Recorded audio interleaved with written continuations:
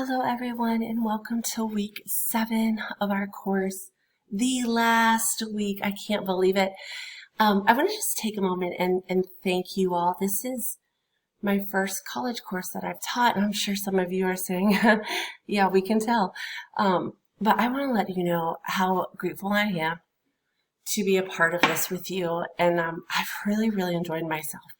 And I hope you all have enjoyed learning the things that you've learned as much as I did the first time I learned them, and as much as I did me going over them and relearning them as I taught this course. So just a few things to remember. You do have your weekly participation assignment at the end of this week, and we also have book study at the end of this week, but I'll go over that again later. So we started off just understanding real biological basis of trauma, right? We looked at external observations of trauma. We took a good study at the ACE study and associated outcomes of trauma with those. We talked about attachment and attunement, which kind of just enhances our understanding of why the negative associations of outcomes of trauma. And then last week, we studied the external behaviors and the red flags. So this week we get to talk about resilience, risk factors, and protective factors. So resiliency is the ability of a child to recover and to show early and effective adaptation following a potentially traumatic event. But Van der Kolk says it much better when he's like a rubber band. It's the capacity to bounce back from adversity. So resiliency can typically look like two different things. So one thing can be a minimally distressed response to trauma and the minimal effect on daily living, so it doesn't have a huge effect on them. And then you can have a temporary crisis or loss of coping ability followed by more effective management strategies. So daily living is affected in the beginning, just temporarily dip, and then it returns to usual functioning. So this kind of has to do with that regulation or those management strategies, those coping skills. So sometimes resiliency can look stronger in certain areas than in others. So sometimes maybe a child does really well at school, but at home they're struggling, or the opposite. They do really well at home, but at school they're still struggling. So a risk factors to a resilience. So a risk factor would be something that could be a barrier to resilience, right?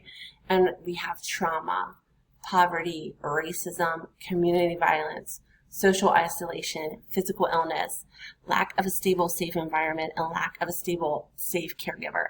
Now, when you look at these, right,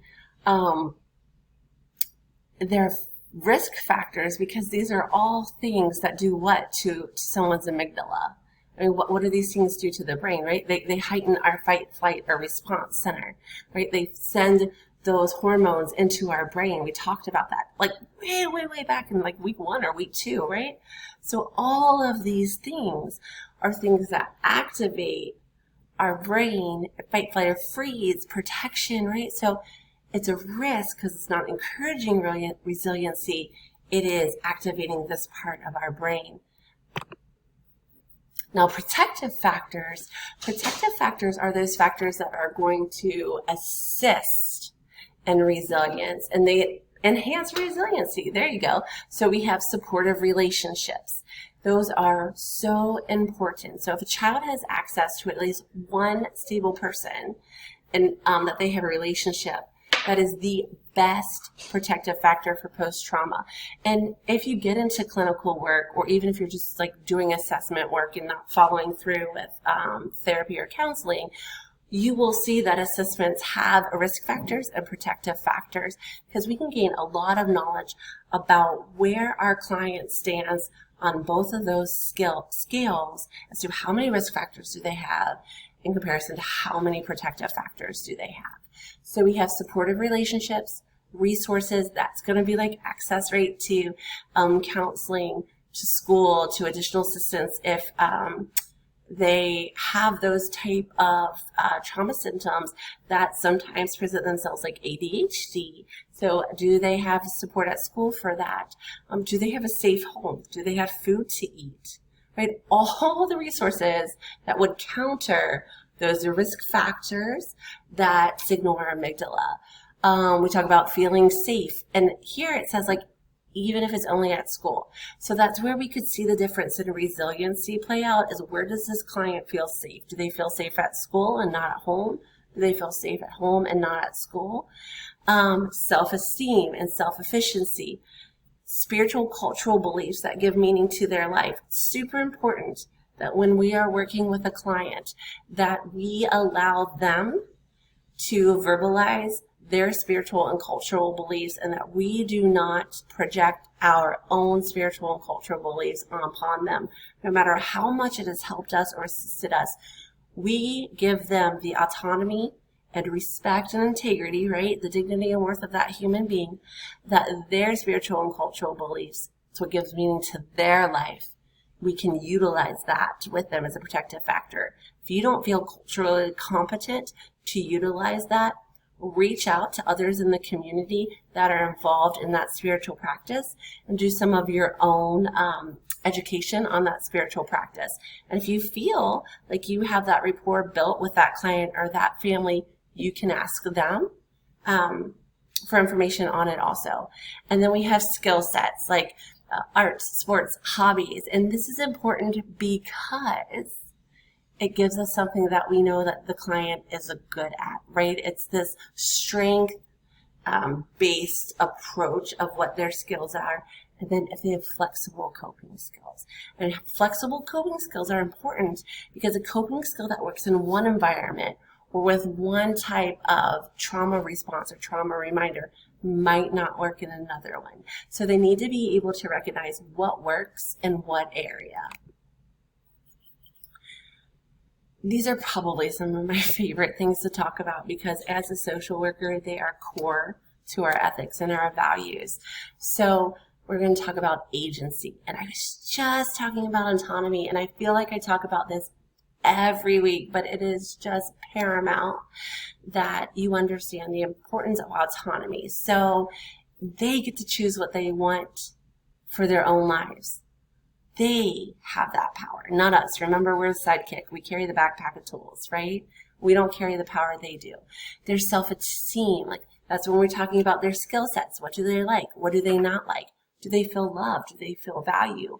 And do they feel like they have the power to make change? A lot of times with the self-efficacy, that's where we can see some of those motivational interviewing techniques come in, where we can evaluate phases of change. And do they know what they can do to make that change? We look at external supports. That's where we have spiritual beliefs, churches, their support systems, right? Persons, and pets. Pets are huge for people. And then we have affiliations. So those are different support groups. So if they have a support group that they attend, different peers, and different circles of connection. So what is their peer group? Do they have a youth group that they're involved in? Do they have a group they meet at the library? Just different things like that. And positive, safe adults, which you are a part of being a positive, safe adult for them. Please remember, they're not going to look at you possibly as a positive, safe adult at first, which is why it's so important to build that rapport with your client. So a lot of times our clients can come to us with very complex, very chronic trauma, or perhaps it's one traumatic experience that is horrific. And I've heard a lot of different things, and some of them are horrific. But children can overcome their trauma. And we just have to recognize, appreciate, and give them credit for how brave they are to do this. So we can't undo the trauma. I always tell my littles, like my clients, you're not going to forget it. You definitely can't forget it. But we can heal the symptoms. So we can heal the way you think about it. We can heal the emotions that are tied to it and the physical, right? So we're going to heal, what are we going to hear? Physical, emotional, mental, which are thoughts, feelings, and behaviors, which are all in this beautiful thing called the cognitive triangle, right?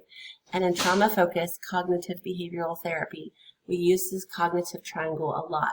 So thoughts, feelings, and behaviors, and how they all influence each other. And because we know what we know about our brain and its neuroplasticity, we know it can be rewired, right? Which is so completely amazing because we've seen it with PET scans and we've seen it with our neurofeedback. We know that it takes time, but it's totally doable. So we talked about this, I know, weeks ago when we talked about like making that line. When you draw a line on a piece of paper, it's really faint at first, but the more you draw it, the darker it gets, right? That's that recreation of the neurological map that we know our clients can do. So the strength-based integrative approach is an approach we can use when we're looking at trauma with our students. It establishes safety, it builds an alliance with the child and the family, and it integrates therapeutic support services like the self-agency and self-esteem. Dude, I say this so many times, I'm so about autonomy and agency. It allows us to share places, right? External supports, safe adults, and affiliations. Then we have the grow in relationships. Again, external supports and safe adults. We have experiencing respect through self-esteem, safe adults, and affiliations, and then making contributions to themselves, which is, again, self-esteem. So I see the strength-based approach a lot with the clients I work with who have experienced traumas in both TFCBT, which is trauma-focused cognitive behavioral therapy. And then once they complete that modality, we continue to work on that strength-based approach. And it's one of my favorite because it's all about them and their good qualities and their strength. So it's really important to remember that the first thing first is safety, that they feel a sense of safety both physically and emotionally. And then we have attachment, and then we have regulation. So we have to help our clients tap into this resilience and, they use the word here, boister it through interventions and interactions. So those are the tools that we work with them through to help them realize that they do have self-agency, right? So a lot of motivational interviewing, strength-based approach, and then also Socratic questioning and challenging some of the things that they believe about themselves that aren't true. You really have to know your client to know when you can challenge them and when you can't. But you will figure that out. We also need to set the stage for those healing through 3 R's. I feel like it's been forever since we talked about the 3 R's, right? But re-experience, release, and reorganize, right? So we also have another R, which is reenactment, and you'll see this with your clients. They don't even know that they are doing this, but they are repeating behaviors connected with an aspect of trauma that is self-focused and joyless, and it's usually driven by implicit memory. So like I said, they don't even realize that this is what they are doing. So don't forget, your participation activity is due by Friday, not Sunday, Friday at 11:59, and your book study is due by Friday at 11:59 also. So Friday at 11:59 instead of Sunday, please don't forget. I'm going to send an announcement out. This is your module 7, so you're going to read chapter 10. Some of the things we talked about in here you'll see in chapter 10. You're going to look at the resiliency questionnaire.